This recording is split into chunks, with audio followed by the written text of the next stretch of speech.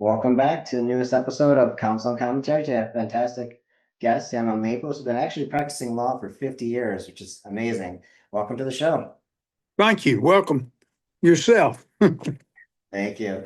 So let's start up with which led you into the world of workers' compensation law. Let's start with that. Well, when I got out of law school, I initially started working for a real estate based law firm. Mhm. And I'm talking about major shopping centers, uh, a number of real estate transactions, mortgage foreclosures, all that kind of litigation that is real estate based. But we also did personal injury and we also did workers' comp. It was more of a general practice type firm. We did probate work. We did, you name it, we just about did it. And I did that for about 10 years. Well, having the experience also during that course of time, we began doing some Federal Employer Liability Act work, which is railroad. I started doing some railroad litigation on behalf of railroad workers. And we had always done some union workers litigation, and we'd represented IBEW. Mr. Coretti had represented the Teamsters at one time, including he knew and actually spoke with Jimmy Hoffa. So, I mean, it goes way back, this union-based practice as well. And so when I left the firm about after 10 years, I continued working, uh, I guess, blue collar type injury cases, workers' comp, and also worked coal miners cases. And we actually worked and represented coal miners way back when I started working back in 75 and when I went with the Coretti Newsom law firm. So I had contacts. And when I grew up in Bessemer, a number of the kids in high school, they ended up working in coal mines and steel mills. So I knew them and ended up representing some of my former classmates at high school. So Nice, that's how I got into it. nice. So for listeners who may not know, how does workers' comp differ from typical personal injury lawsuit? Well, personal injury lawsuit it's totally different because of you have a jury trial, number one, with personal injury cases, certainly the option to have one. So with a workers' comp, it's a bench trial just with the judge. Workers' comp is a creature of statute. They're very uh, strict limitations in what you can recover in workers' comp. It's based on your earnings, but also you have medical treatment, medical coverage. And Alabama has a different workers' comp scheme. It's based, I think, in large part on what Minnesota uh, did when they first started their workers' comp scheme. And I think Alabama borrowed that law from Minnesota and started theirs back in the, I guess 1920s or so. But the point being, you have personal injury on the job that involves workers' comp, but it could involve personal injury case as well if a third party is involved. Third party, for example, I'll give you an example where that happens. And if you do as much workers' comp and as much coal mine litigation as we do, you're going to run into third party, what we call third party cases, which are personal injury, which would then lend itself to a jury trial against a third party that's at fault. And that's what we end up, by just being the nature of the beast. Yes, you do mostly workers' comp cases, stay workers' comp, but you also, and we keep in-house all of our personal injury cases. And we've had some very big ones. You get horrible injuries, you get quadriplegic, you get paraplegic cases. And I'll just give you an example. We had one, it wasn't a coal mine, but it was a huge warehouse up in North Alabama. And they call it push through if you ever gone into Walmart or Costco or somewhere, you'll see those uh, forklifts trying to put, I guess, big boxes up on upper levels and racks, and they usually cordon it off so you can't get in that area. Well, in a work setting like this particular place, they have assembled a number of automobile parts. They make automobiles, they make various machinery equipment for the automobiles. They put them on these huge racks. Well, the racks are back to back. Well, you've got to have protection between the two racks, because the guy on the other side of the rack doing his job, keeping track or doing an inventory of the number of parts, he can't necessarily see or hear a forklift operator on the other side putting up a tote or a big box or container. And what happens if it's not protected? Then he pushes. You have push through, and the push through occurs, and then it falls, injures the guy, ends up quadriplegic. And what happened in that particular case is they had ordered stops, what they call basically bars, guards, but they never put them, never installed them.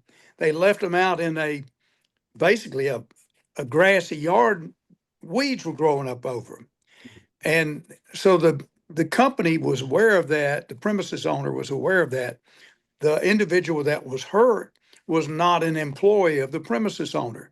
So we sued the premises owner for failing to protect or guard individuals or make a safe place to work for the outside contractors who had a contract with the third party, the premises owner, to they were a warehousing group that takes, special supposedly skills to keep track of all their automobile parts. Well, this guy was horribly injured, and we sued the premises owner. So that happens a number of times when you have an injury on the job. You got to look, who's the premises owner? Did they create a unsafe environment? If so, then they're responsible. Now, workers' comp, contributory negligence is not a defense, doesn't come into play. But when you have third party suit, of course, they're entitled to allege any and all, defenses that you would normally see in a personal injury case. But so we do a great deal of both of those, workers' comp and personal injury, both. Yeah, I remember when I was in high school, I did forklift driving. I remember people would be like pushing the stuff would fall over all the time.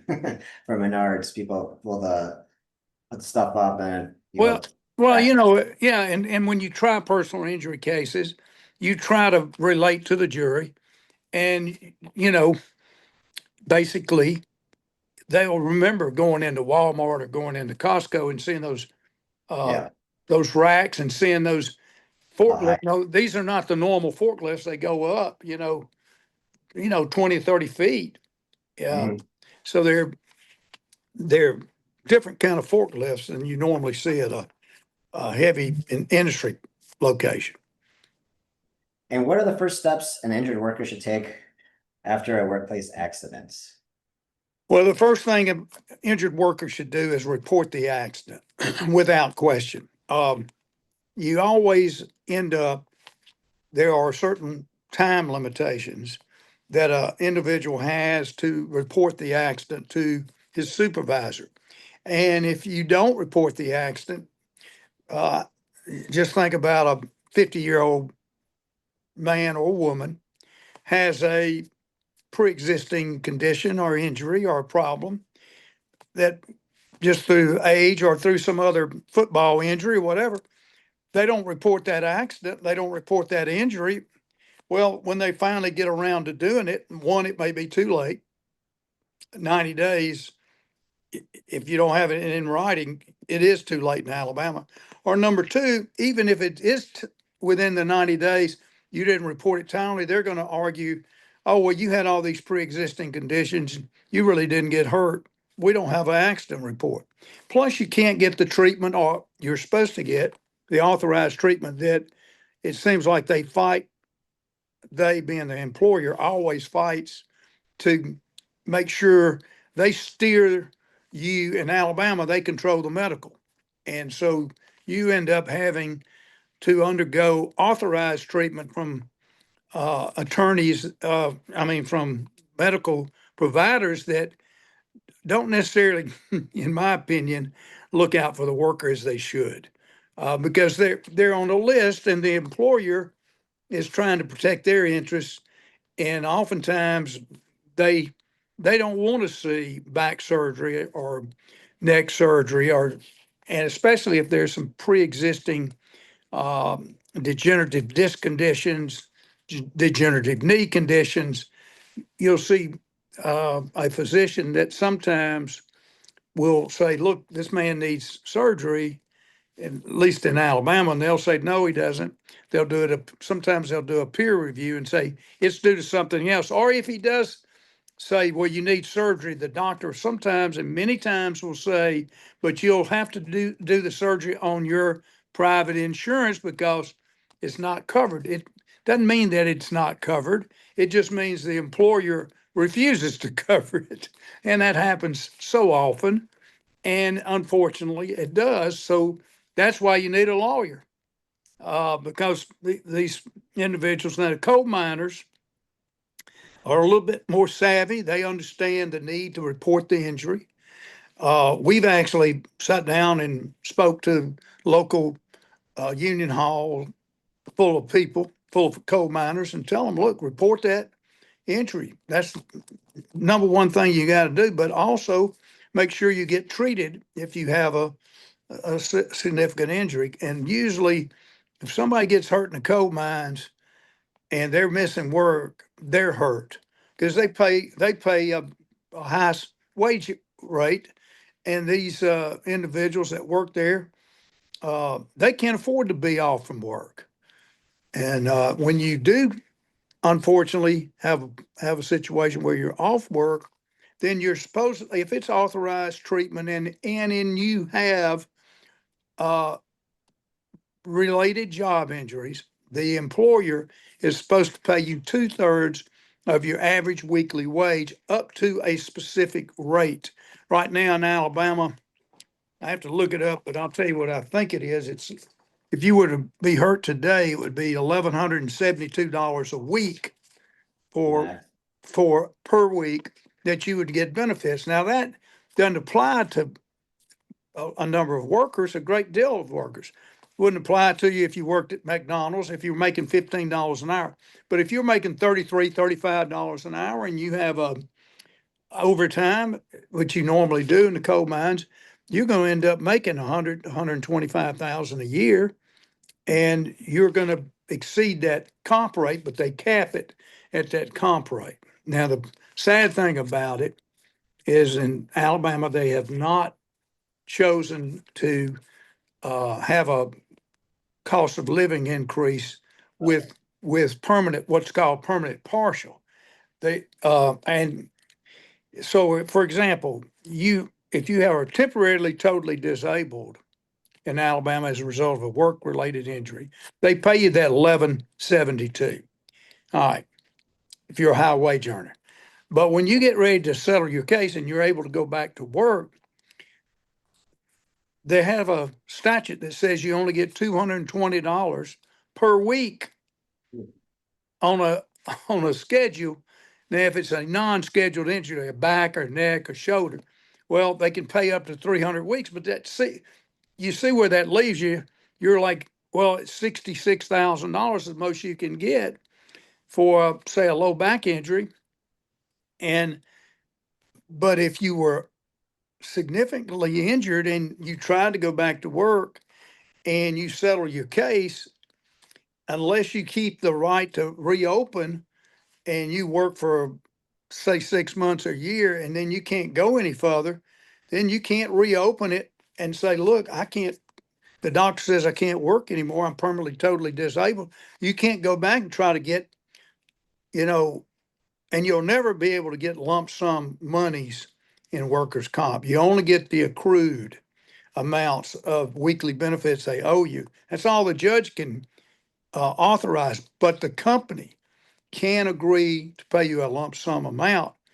And that's where negotiation, where you need an attorney that knows the ins and outs. And trust me, unfortunately, I know too many ins and outs of workers' comp. And people, and you'll hear the mediator when he comes in and tries to settle your case, he'll say to the worker, unfortunately, the workers' comp law in Alabama was set up to protect the employer more than it was the employee. And uh, it seems that way. There are some good parts to the workers' comp statute. And in Alabama, if you're totally disabled, you get it lifetime benefits. You get it weekly benefits. But the problem is, if you die somewhere along the line, it stops. And so, a number of people that get injured, they decide, "Hey, I want a significant amount of lump sum money so I can take care of my family if something were to happen to me." And that's very often the case in a permanent total disability case.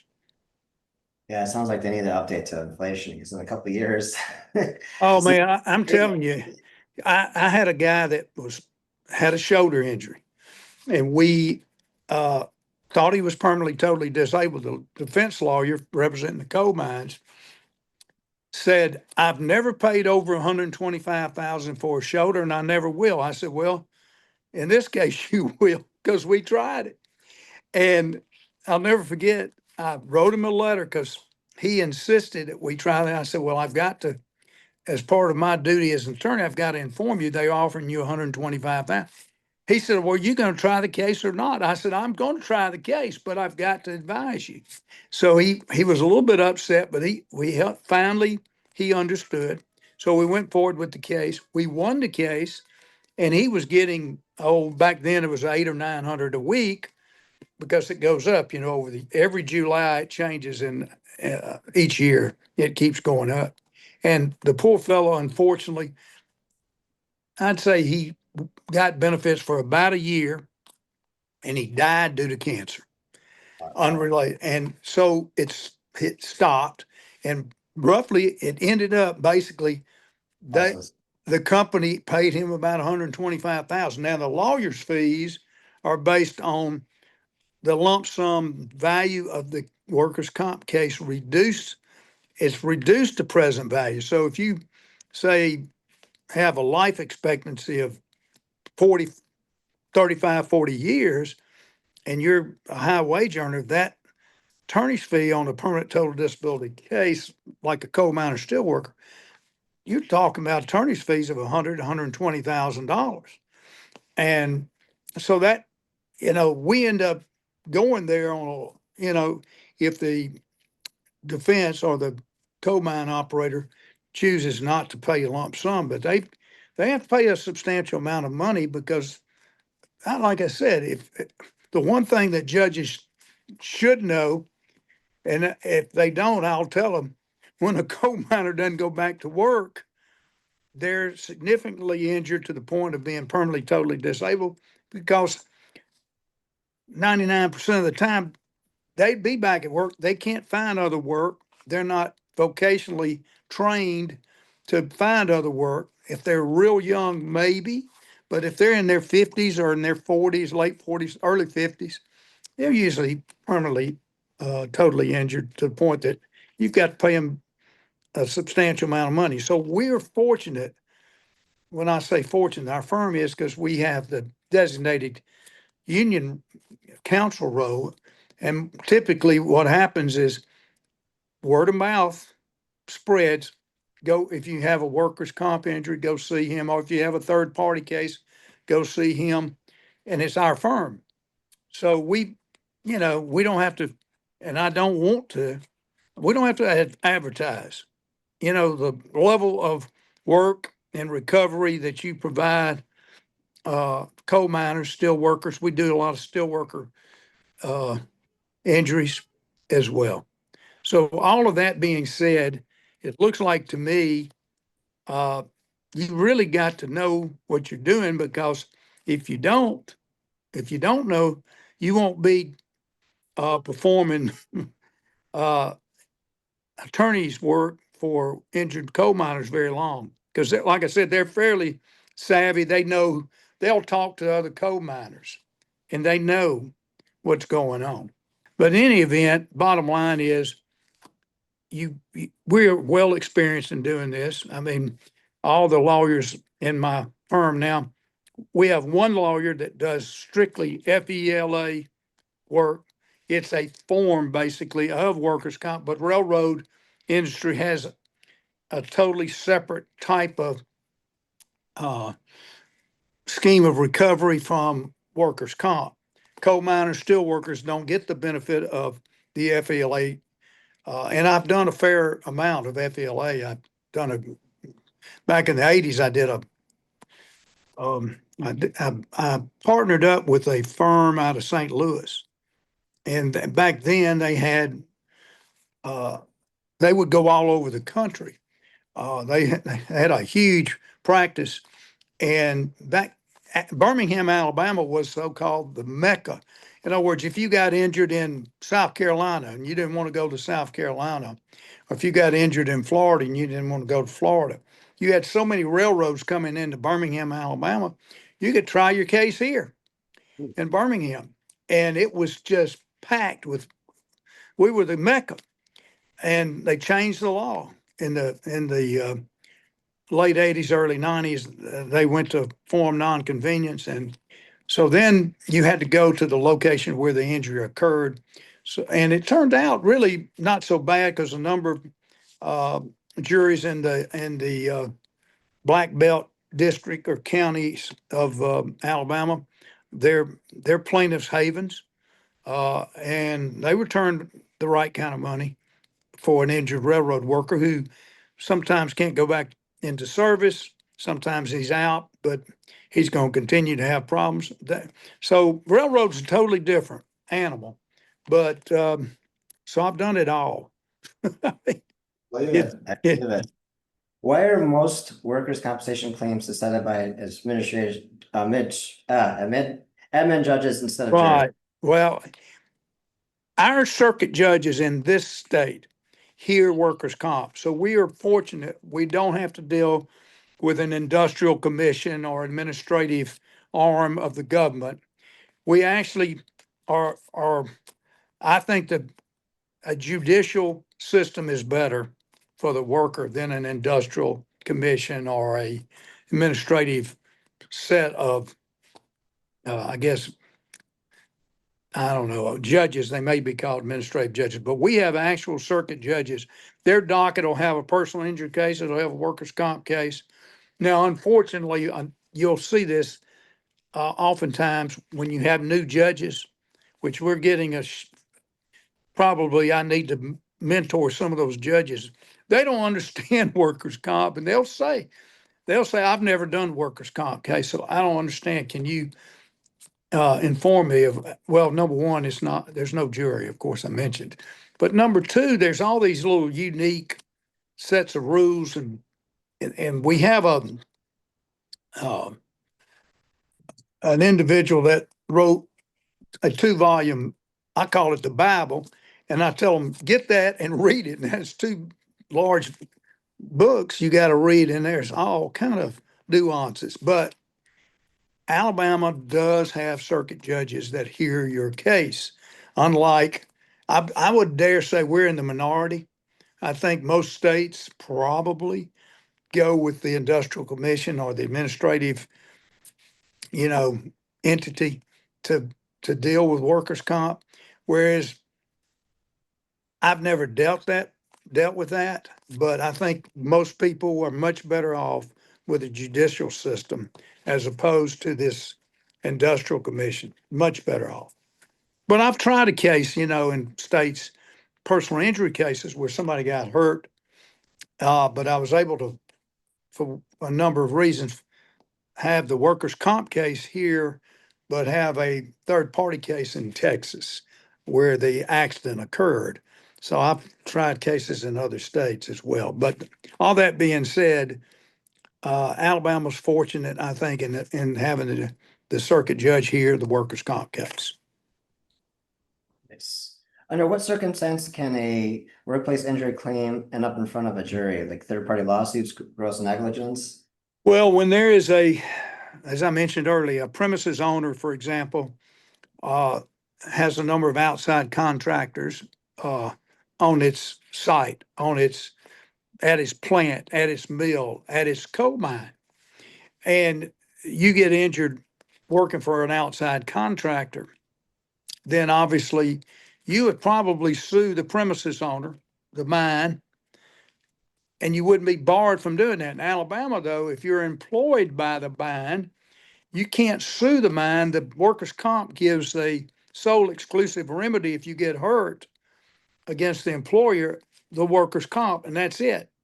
So they carve out, an exclusion. However, you can sue uh, supervisors who are grossly negligent, who willfully, intentionally did something that caused or it was substantially certain to cause injury. And it's a very tough burden to carry. It's not easy at all. But a third party can get involved if you're, for example, if you work in a coal mine and you have a product that's defective, and you have a products liability case, you can sue the product manufacturer, even though the accident occurred in the coal mines. I'll give you an example. This individual was waiting for a shuttle, what they call a shuttle car, uh, underground to come pick him up, drop off coal miners that were going to take over the next shift, working in that section of the mine. Then he would sit and wait on that shuttle car to get there. He'd sit on a emergency shuttle car in case they needed to get out of the mines, because the nearest exit is 5 miles away or 10 miles away. And if the mine caught fire, they'd have to use an emergency shuttle. I don't know if it worked or not, but he's sitting on it, waiting on the shuttle car to arrive. When it gets there, it's out of control. He doesn't know that. He hadn't been working 6 weeks. My God, here's Carla Sweet. Let me cut her off. So he hadn't been working there 6 weeks, and he's sitting there, and all the other coal miners with him, they get off.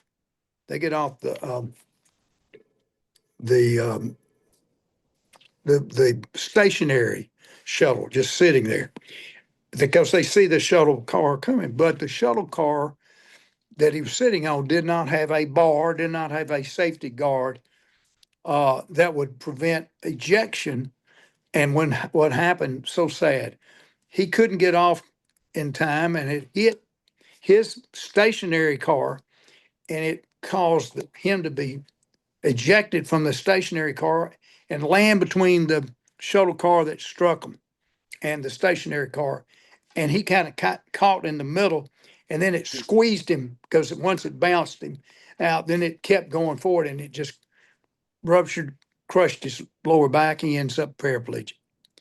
And they had manufactured this piece of equipment, this shuttle car, without a bar to prevent them from being ejected. So we sued for a product defect claim, lack of safe, guards, and they had other shuttle cars in the mines with those bars, but not this one.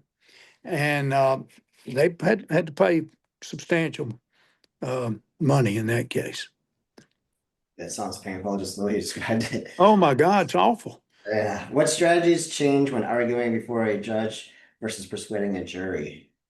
Well, it helps obviously to know the judges. The problem I think we're having today that we didn't have 30, 40 years ago is most of the judges 30 or 40 years ago, for the most part, were pretty well trained attorneys. And what would happen is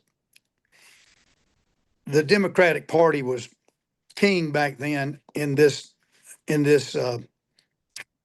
state, among many other southern states, but it was in the 70s and early 80s. And they would just basically go to a lawyer, practicing attorney that had been successful and had done all kind of litigation, a litigator, and they'd say, look, we need some trial trial judges. You know everything that is to know about trial work. We want you on the bench. They'd draft them.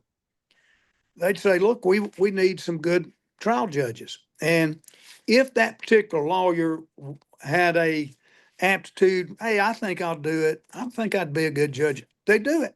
Otherwise, they kept working.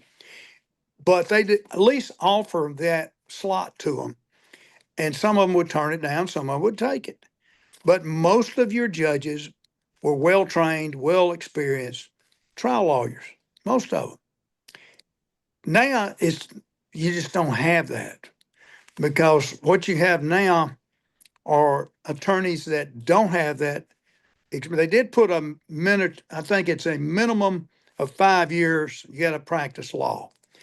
But practicing law and litigating in front of a jury or a court, totally different. So, judges, you got to start with the thought process that today's judges are not as experienced in the law.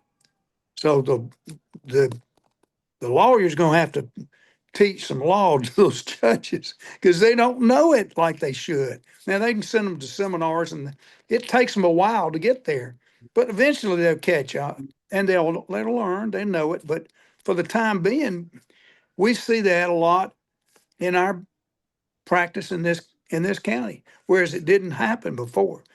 And of course, in this particular county, there's campaign contributions that occurs. There is a statute that talks about too much of a campaign contribute. I think it's 10% or 20% of your overall campaign contributions. You get that into that area, then the judge has to recuse himself or herself from handling a case where that lawyer or entity contributed that much money. But I don't keep up with that a whole lot. But the point is, that is a difference. Doug Coretti, we have district judges and circuit judges. He would always say this about the district judges.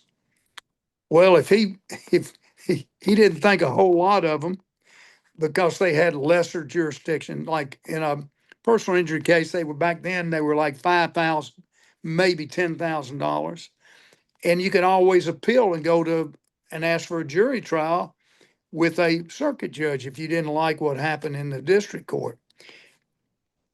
Doug would say, well, the district judge can't hurt you too bad because you can always appeal it. And that's probably true. And we have a number of district judges that you would probably, it's a good thing you can appeal them, their rulings. But once you get to circuit court, you would hope that the judge knows what he or she is doing. Some cases, equitable cases, where you're, maybe a boundary line dispute, or maybe some injunction type that you would not have a jury on equity matters. You don't typically have a jury that's going to hear matters involving domestic relations, matters involving real estate, where you need to enforce a restrictive covenant, or in a deed, or number of things. Mostly real estate, you find that sometimes there are some issues about I think adverse possession. Sometimes a judge will get an advisory jury, but usually any type of equitable relief that is sought by a litigant is tried in front of a judge without a jury. Workers' comp, obviously, without a jury. But personal injury tort suits, automobile wrecks, terrible, third-party cases where somebody had an injury at work, but also was terribly injured to the point, or seriously injured to the point that it would result in a third party. The thing you got to remember about a third party growing out of a workers' comp setting is workers' comp may have paid $100,000, $200,000, $300,000, they're entitled to get reimbursed out of the recovery, less attorney's fees and expenses on a pro rata basis. So they're going to be there, holding their hand out. So if you're going to bring a third party suit, you've got to have good liability and good damages, or it's not worth bringing. And when you say good liability, you're looking at the question of whether this third party defendant, one, has a deep pocket, two, obviously did something wrong. It's not easy to avoid reimbursing the workers' comp carrier for all of mainly the medical expense. You'll see medical be $300,000 or $400,000 sometimes. So, and that's not uncommon. But the point being, there are a lot of differences between non-jury and jury, but I would say equity, domestic relations based cases, workers' comp, non-jury, tort suits, injuries growing out of a work at the job site due to somebody else's fault, a third party, not the employer. Then you would have a suit in front of a jury. Thanks. And I was talking to Sal from Top Attorneys in North America, and where we're asking question for you would be, how is technology like telemedicine, AI, or digital claims platforms changing the worker comp landscape? Well, workers' comp, it changes it some. Obviously, it's the digital world. But for example, when you try a workers' comp case as opposed to a jury case, you're trying in front of a judge. You might have exhibits 2 feet high, all the medical records, the depositions. When you have what's called a permanent total case where somebody, is injured and the employer would have to pay out maybe $1 million or better over the life of assuming the individual, and he gets it lifetime benefits. They have not changed that. So you end up with you have a vocational expert, you have a physician or two that you'll depose, but you can get the records and the judge can read them, assuming he reads them, and you'll, obviously stress the part of the record that's important in your briefs and your pretrial and your post-trial briefs. For the jury, it's different. You're going to end up with a laser pointing things out. You're going to have a computer. You're going to have what they call trial. What's the name of it? It's not just trial prep, but you'll have somebody with a computer and you'll say, please put up exhibit number 24. And they'll shoot it up there on the screen for the jury to look at, and you'll have a laser and you'll point to that and you'll ask questions of the witness. That's the digital age of litigating. And you've got to be real. I mean, you got to get with the computer guru that's sitting there, and you've got to, I call it load the system. They got to load it. And you got to make sure it's done without missing a beat, easy transition. You got to know the individuals that you're going to put the exhibits in front of so that the individual working the computer can flash them up there in front of and you don't have to so-called exhibit every one of the exhibits. I mean, they'll have them to take back to the jury room, and you may want to go ahead and have them look at them while you're showing something to a witness on the stand and questioning him about it. But that's the digital world that I know about with, and it's getting more complex. But that's the difference in a non-jury case, because you can just bank on the judge, reading it, unless it is some complex case that involves multiple documents that you want to point out to the judge while you cross-examine a particular witness. But a workers' comp setting, typically it wouldn't be that much, but you might occasionally, if it's a huge dispute, you might have and certainly would have a number of doctors. I remember taking the deposition of a doctor who did a surgery, hip replacement. He had to revise the hip replacement. And the company was taking the position, well, they didn't authorize this physician to do that. And they didn't want that to occur on their dime. And so they were litigating the case. And so I said, well, let me take the hip surgeon's deposition. And he's well known. I took his deposition, and they of course will cross-examine him. And when I got a chance to talk to him and question him, I asked him, I said, in the course of treating Mr. Jones here, my client, did you ever need to, or were you ever required to communicate with the workers' comp insurance carrier? And his answer was no. And he said, and that is by design. In other words, doctors don't want to be told what to do with a patient. And that's the problem with workers' comp, is the comp adjusters telling the doctor what he thinks the doctor should do. And the doctors just, you'll see where a doctor for years had been on the list as a workers' comp. They're off that list now. They just don't want to be told. And that's the problem you're having. And it's getting more prevalent, where somebody needs surgery and the adjuster for the insurance company, they're doing all kind of things to avoid it, because you can imagine a 3-4 level fusion, that's expensive. And, any kind of back surgery like that is going to get expensive. So they're trying to limit their expenses. And so I see that happen all the time. Yeah, they always want to get their cost basis down because they don't want to pay out. If you That's could it. change one thing about the current worker comp system, what would it be and why?